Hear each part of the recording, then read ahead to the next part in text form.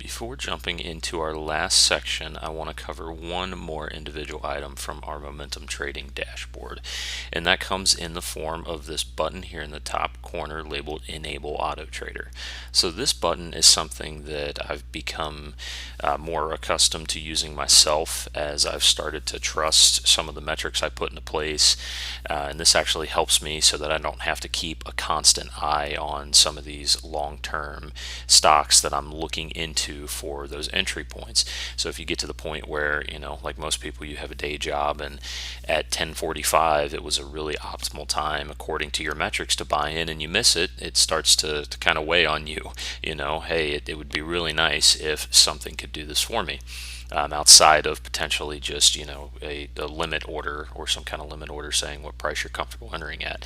So when these come up as an enter position, you actually can have the callbacks help you in your analysis and monitoring that comparison table. So inside of this comparison table, if any of these go to enter and you want to see that, I've created something which I think can help get the wheels turning on how you could have this help analyze it for you and potentially look for entries if you're comfortable doing that at any point. It took me a long time to get to that point to trust it to even do the analysis, much less do the auto trading. So just again, beware, test your theories before you ever go letting it do it for you.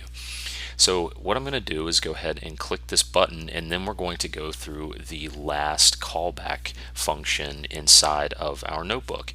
When I enable this, you'll see an action recorded. It says robots enabled, and it will turn this button to a red color and change the text to disable. So inside of our notebook, the very last callback function is actually for our auto trader, and this has 4 very simple outputs. We're going to update the children, which is the text of our button, our auto trader button, the color, and we're also going to update our auto toast. So we have a 4th toast, an auto toast, that will pop up and will get updated along with this callback. There are 2 inputs that can fire this callback: the button itself, the auto trader button, and our interval component 3. Interval component 3 is something that I have scan at a higher rate because there's really nothing updating, so it doesn't matter. This thing can scan as fast as we need it to. We can make it 1 second. I made it 10 seconds for this demo project.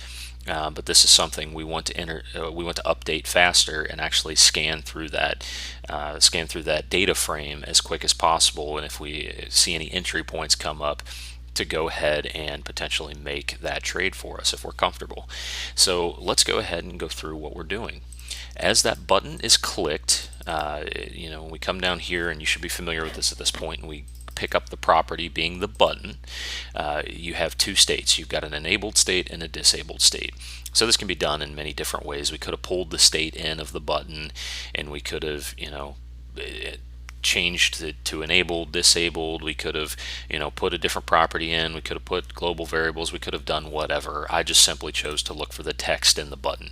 So if enable is in the button text, then we want to disable, or we want to go to the disable side, meaning the robot's going to be enabled, and vice versa, right? So it's just toggling the button. So I'm just simply checking here.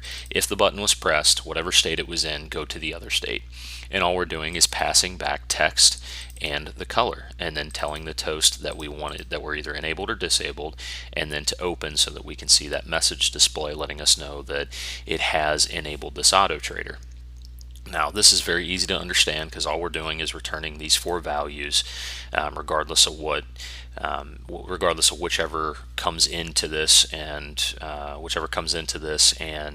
changes the input or fires this callback. But it's very simple that the button text and button color are going to remain the same if it's not pressed, because we do pull those colors, that color and text in, and the toast is going to let us know whether or not the button was pressed or if the interval component fired it and actually submitted a trade. So let's go into, now that we know what the button does, let's go into what happens when interval component 3, our 10-second interval, is fired.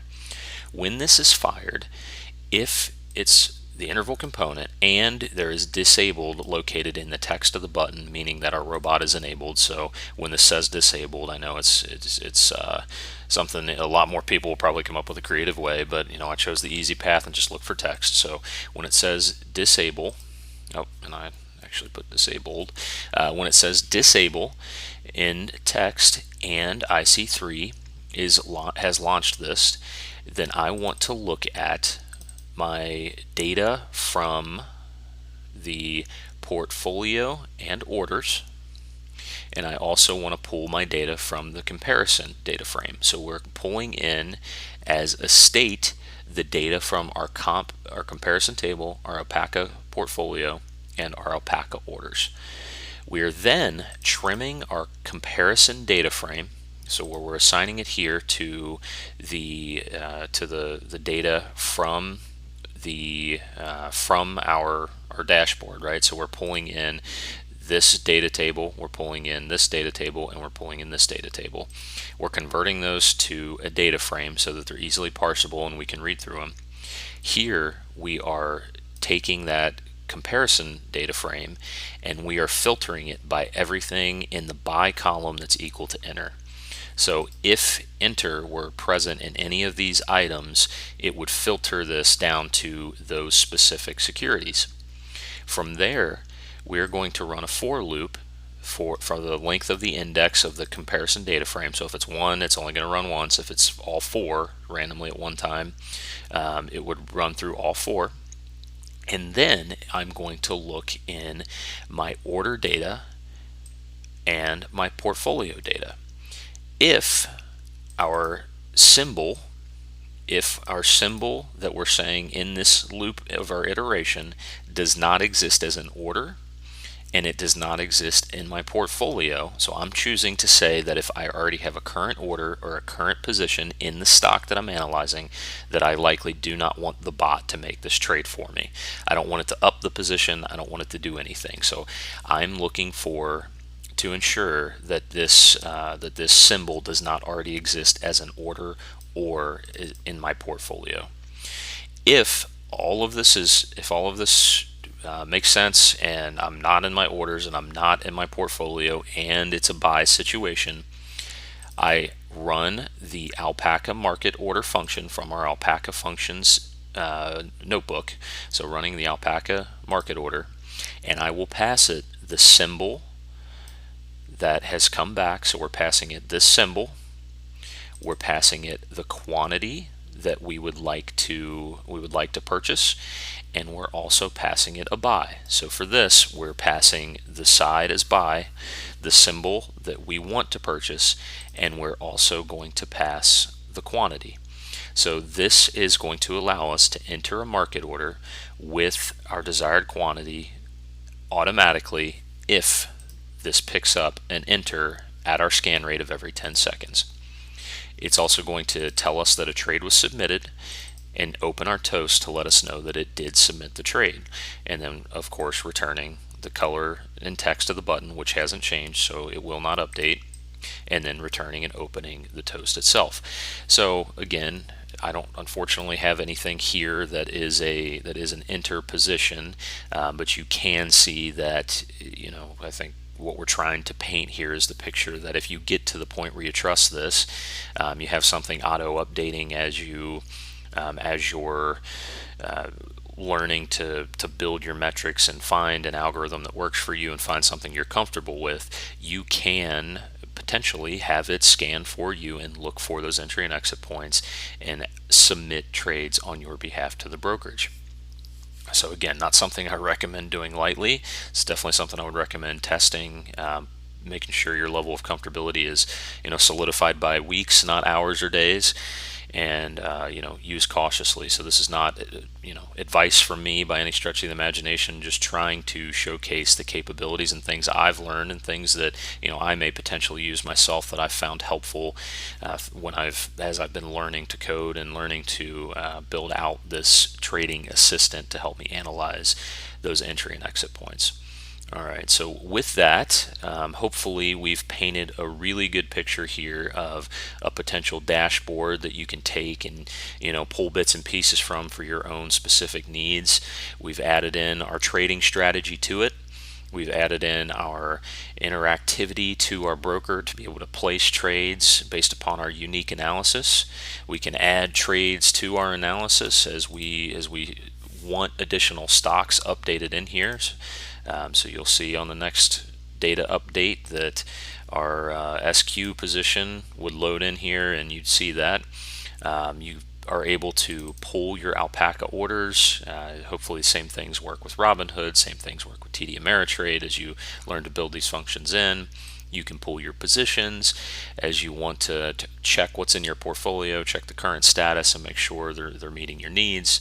Again, submitting different order types and coming down here and being able to visualize the data. It's a very powerful thing to be able to come down and have a quick simple drop down that will allow you to change this information and see how the stock price is moving, see how the metrics are moving, and then see how it looks in just a numbers format if you're like me and like to validate the data to make sure you're getting the calculations you should be getting. So with that, again, please take this. Please try to put your own flavor to it. Put your own positions in here. Delete the 4 I have. Add the 4 or 5, 10, 15 you like. Put your own flavor into the metrics that you're using instead of RSI. Use something else, right? Or put a different frequency on the RSI. Make it RSI 21. Whatever your level of comfortability is. All right, with that, we're going to go ahead and wrap up this section, and we've got one last bonus section where we're actually going to take all of our learnings and we're going to put our EMA strategy into our same dashboard and give you a little bit of a different flavor on not just our comparison table, but also our close and metrics figure to help for further analysis with our EMA strategy.